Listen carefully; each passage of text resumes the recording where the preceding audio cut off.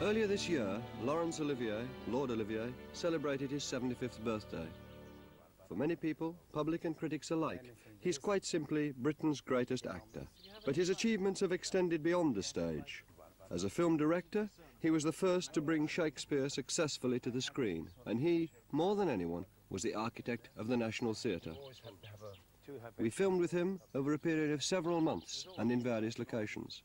And despite the after effects of recent severe illnesses, he gave us his wholehearted cooperation. It's all quite English and thoroughly vicarage. The South Bank show did a film with Laurence Olivier in 1982. It was the first full-length television interview he'd ever given. There's so much in it that we'll, as these originals roll through, as we hope for a few more years, we'll certainly return to him. Laurence Kerr Olivier was born in 1907 into middle-class Edwardian England. His father was an Anglo-Catholic priest, formerly a schoolmaster, and Olivier, the youngest of 3 children, grew up in awe of him. I was, I think, generally speaking, sort of frightened. I don't think my father was a cruel man at all, but I was absolutely terrified of him. And my mother, she was my entire world. And therefore, when she died when I was 12, it was an absolutely appalling thing. And perhaps it's good for a person when they're young to have a blow that's going to take them some getting over. And that probably does something for your character or your guts or your courage or something that helps you in other such circumstances of unhappiness or great shock or misery or anything like that. When he was 8, he entered the choir school of All Saints Church in central London, one of only 14 pupils. I was 5 years here as a choir boy. I went on as an acolyte for some years after that. And I was married here, the first time in 1930 there. You're obviously very moved to be back here, aren't you? Yes, very. Yeah. The choir boys put on complete Shakespeare plays and were accomplished enough to perform at Stratford's centenary celebrations. Ellen Terry used to come and see us. Forbes Robertson used to come to see us. In her much younger days, Sybil Thorndike used to come to see us. It was a very quite a fashionable thing to do among sort of good-thinking actors and actresses that this was worth patronizing. He's lying on this chaise-longue with a pipe, and he didn't really smoke a pipe, and he got himself a pipe. And I said, "What's that for?" I mean, you're going to... He said, "Oh, it's a pipe." I said, well, I'm talking, because his book had come out, autobiography. Because I'm being interviewed as a writer. He said, of course it was easy. I'm being interviewed as a writer. This is my pipe. Every writer you interview, I've noticed, everybody writer you interview, they all smoke pipes. I said, "No, they don't." "Oh, yes, they do. I've seen them all. They all smoke pipes. So I'm going to smoke this pipe." My father, in the interval or something, in Julius Caesar, said, was introduced to Forbes Robertson. And Forbes Robertson, seeing his garb, said, "My dear sir, I'm only so happy to meet you." And he said, "He's not so bad, is he, my boy?" And he says, "Which, most reverend sir, is your boy?" I said, "My boy is playing Brutus." He said, "Sir, your boy is not playing Brutus. He is Brutus." Now, that's my father's story. I never believed it either. And I know nobody else. You're quite right, don't believe it. How did you exactly set about becoming a professional actor? Usual way, sitting on agents' doorsteps in Charing Cross Road, I think it is. That's it. Just sitting and waiting. Won't Mr. Barry O'Brien see me now? No, Mr. Barry O'Brien's just gone out. I'm so sorry. You know. But will you tell him I called? Will you do this? Will you do that? I finally got a job in London in a theatre in Notting Hill Gate used to be called the Lena Ashwell Players. Miss Lena Ashwell was an actress of some fame and repute. There it was. It gave me a little 6 weeks' work, 2 different parts, I think. I was always the damnedest fool, you know. I'd always spoiled something.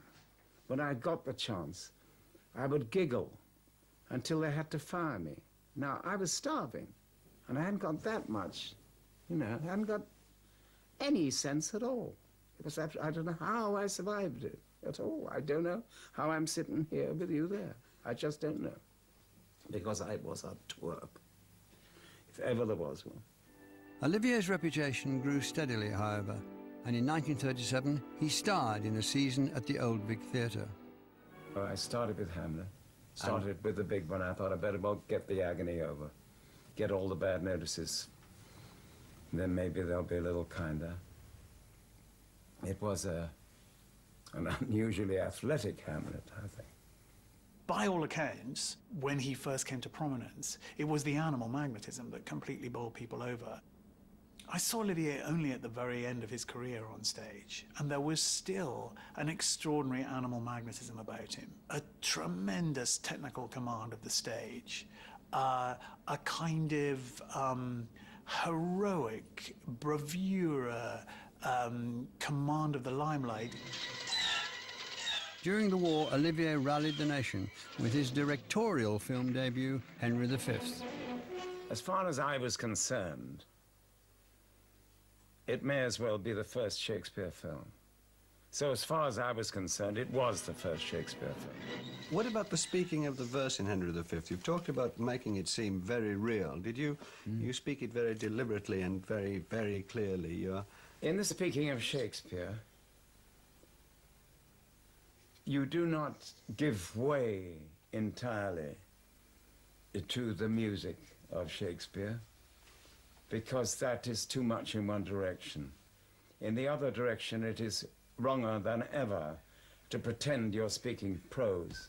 That is very wrong. What you have to find the truth through the verse. Now, if that's understandable, then that's the only answer I can give you. We few, we happy few, we band of brothers. For he today that sheds his blood with me shall be my brother, be he ne'er so base. And gentlemen in England now abed shall think themselves accursed they were not here, and hold their manhoods cheap, whiles any speaks that fought with us upon St. Crispin's day. One of his most memorable creations was the villainous crookback Richard III. Now is the winter of our discontent made glorious summer by this son of York. Usually, in finding a character, I'm afraid I do it from the outside in. I know modern thinking decrees that you should do it from the very inside out. They may be right, I don't know. It's not my way, and I don't do it that way. I'm not used to doing it that way. I'm used to doing it from the outside in. In other words, I paint for myself a portrait of the man in my mind's eye as if I was oil painting it. I say, that's this man. In the case of Richard III, the portrait was based on a real person.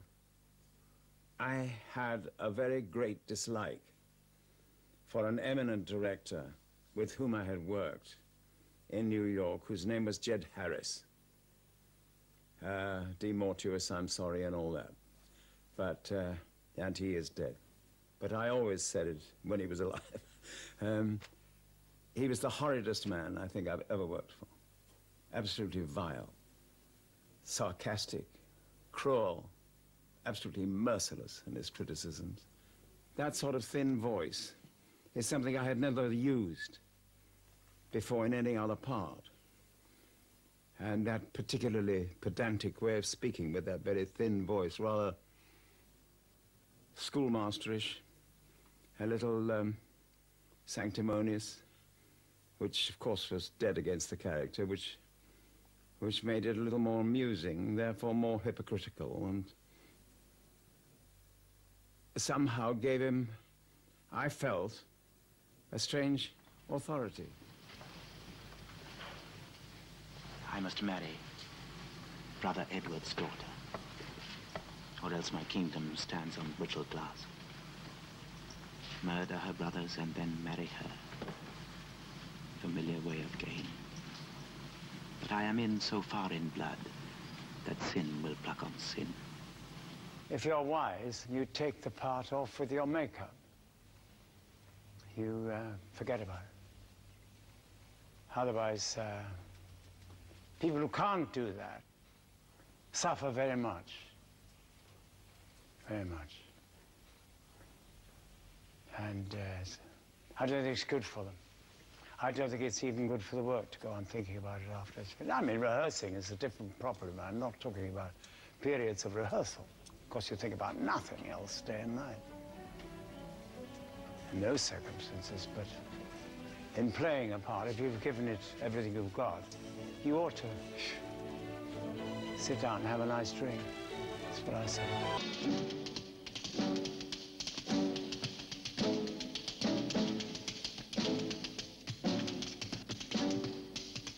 In 1957, a new Laurence Olivier emerged. Now he played a seedy, third-rate song and dance man, the entertainer. I simply found myself completely bored with myself as an actor, knowing that the public must know what to expect and getting just that every time they came to see me. And it was absolutely deplorably depressing and really did me much,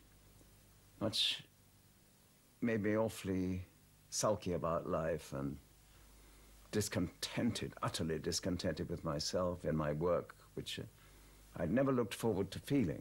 Well, you're a lovely lot tonight, really lovely lot tonight. I've played in front of them all, you know. Yes, I've played in front of them all. The Queen, the Duke of Edinburgh, the Prince of Wales, and what's the name of that other pub? So Laurence Olivier, darling of the establishment, had thrown in his lot with the original angry young man. I shan't be home for an hour or two.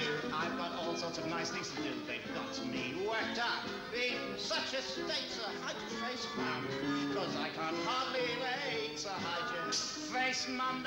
And people used to commend my singing, and they used to say, I think it's so wonderful how badly you sing.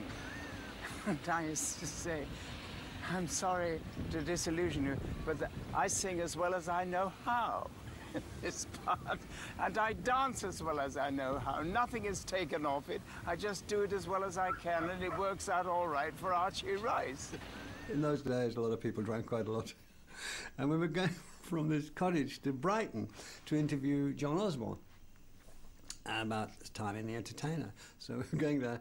And Larry had read in the Telegraph that morning that drinking meant that you began to lose your memory. Now, he was over 75. He was learning by heart King Lear. He was worried about losing his memory. And he was so boring in the car. He just went on and on and on about, you mustn't drink, Mum. I'm stopping drinking now. I know I've been losing my memory. It's all to do with drink. We must never drink.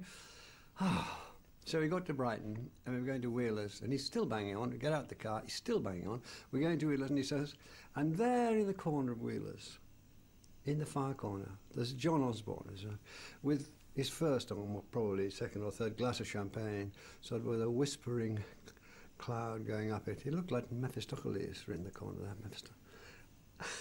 there, And Larry said, really did. He pitched up his voice and says, and so I shall never drink again, except with my friend, John Osborne. And then they polished off 2 or 3 bottles of champagne, and boy, can you see it in the interview we did afterwards with the 2 of them. What did you think that you were going to encounter with John Osborne? Oh, I had a rough idea. I'd met him. I'd been round to see him after a performance of his in Cards of Identity. You offered me a part in Macbeth. You remember the Scottish play? I mean, sorry. The Scottish play. No, Macbeth, we can, you know, we're not superstitious. We're too old to be superstitious. Anyway, what part did I offer? The Doctor. That's right, you said you... In 1963, Olivier took on a momentous new challenge as the founding director of the National Theatre. I was about the best person for the job. I had had so many failures as a management, which to the governors, they had the sense to see that meant I had learnt so much. The thing that can't be underestimated is how absolutely central Olivier was to the foundation of the National Theatre. It wouldn't have happened without him. He was the most famous, the most celebrated English actor.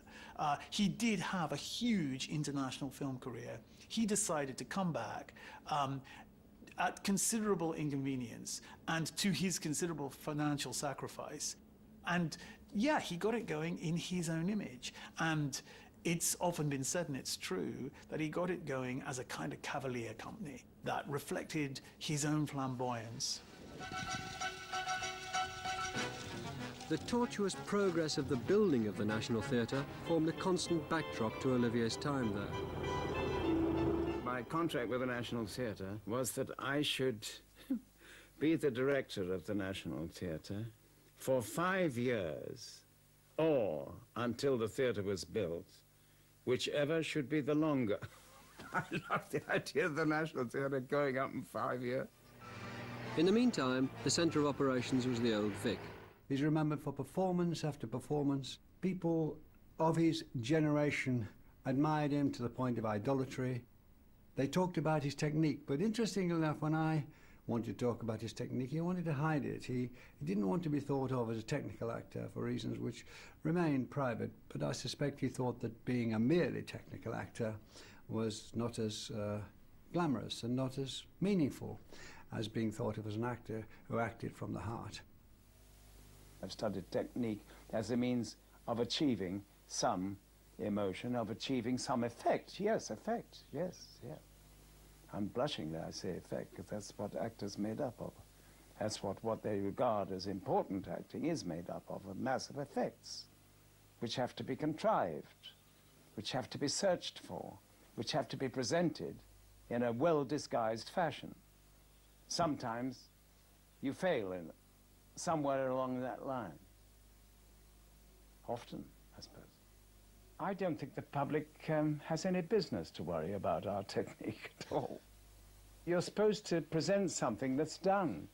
I mean, if you buy a, you know, a diamond ring or something, or anything wonderful bit of, or anything, you say, well, what was the technique behind that? You say, I just made it. Why don't you mind your own business? You're not a jeweler.